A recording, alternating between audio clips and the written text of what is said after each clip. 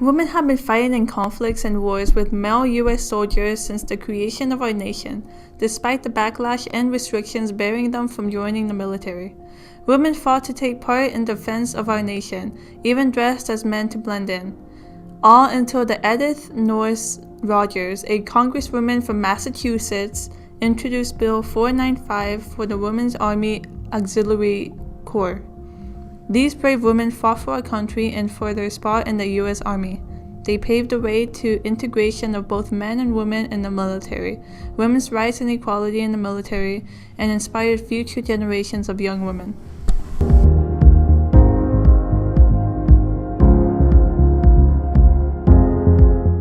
Edith Nourse Rogers said in 1941, "If we were to have total war, there is a very definite place for women in it. Modern war recognizes no limitations of battlefields, no gender for the participants. To win a total war, every resource, every service must be utilized." When the U.S. became involved in World War II in 1942, majority of U.S. Army units were deployed, leaving a worker shortage of essential jobs in the United States Army. Previously, women were restricted to nursing roles in the military since 1901. President Franklin D. Roosevelt officially signed the bill changing it from the Women's Army Auxiliary Corps to Women's Army Corps, making women official Army members for non-combat jobs in 1943 despite women working for the Army in the Corps since 1942. In 1942, women working for the Army were not protected by the Geneva Convention and did not receive any of the benefits that their male counterparts did, such as equal pay, overseas pay, healthcare, or government life insurance. After an Army Service Forces inspector made a visit to the field of WAC base, he concluded that they are doing a fine job in the training center.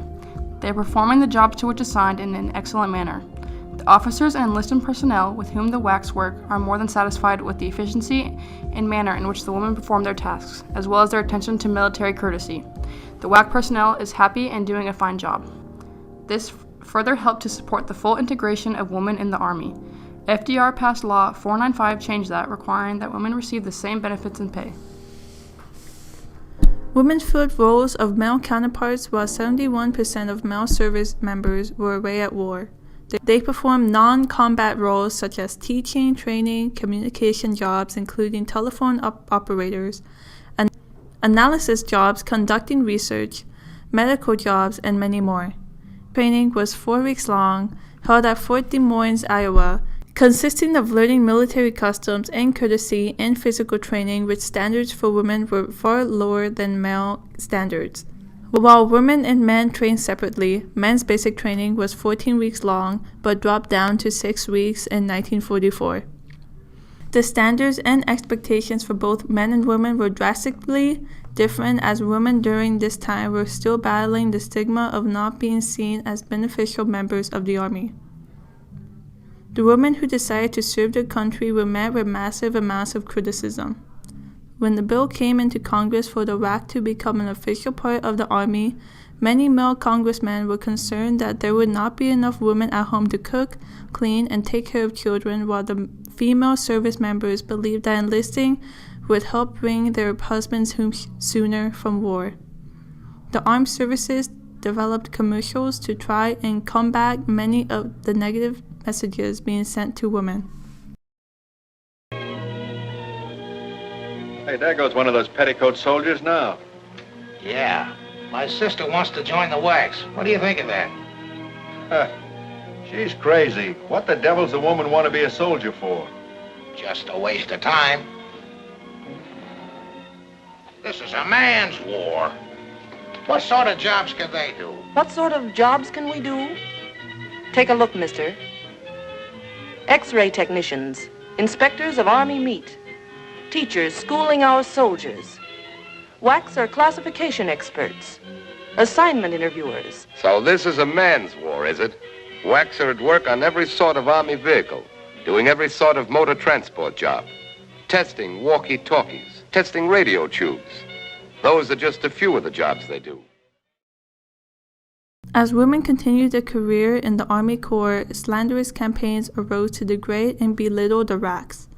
Many newspapers were mock women serving by suggesting that these women were getting pregnant and were unfit for service.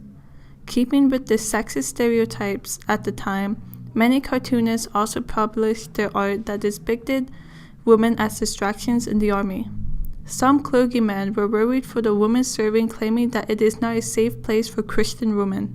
Catholic chaplain at Fort Des Moines wrote, "It is unfortunate that few clergymen who have sounded off against the Corps get so much publicity, while the thousands I know who are in favor of it get little or no publicity. I have had to have 3 masses every Sunday, about 1,400 WACs each Sunday." More gossip continued, trying to knock women in the army down, and in Louisiana, an army recruitment officer claimed that the WACs were getting severely drunk and bringing men to their hotel rooms over the weekends. After investigation, it was determined that the women spotted were ladies dressed in similar uniforms to WACs. This was only the beginning of the gossip and rumors. Since the involvement of women in the military, there has been a stereotype placed on every woman serving that these strong members had to endure and break through. The Women Army Corps members continued their service, and the 1st Battalion deployed overseas reached Europe. They operated in London with the 8th Air Force, an Air Force unit, as telephone switchboard operators, clerks, and secretaries. The demand for switchboard operators and clerks stayed extremely high, and some RAC members went through basic training in London since demand for their service was so high in this area. These women helped plan D-Day and worked long, grueling hours handling highly classified information.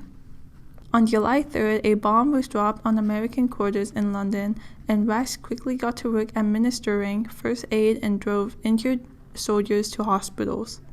Despite being limited to non-combat jobs, RACs performed highly important jobs in the U.S. Army and were exposed to many dangers. Overall, about 150,000 women served in the U.S. Army during World War II. Once World War II ended in 1945, the Women's Army Corps remained a part of the U.S. Army until 1978, when women were fully integrated into the U.S. Army.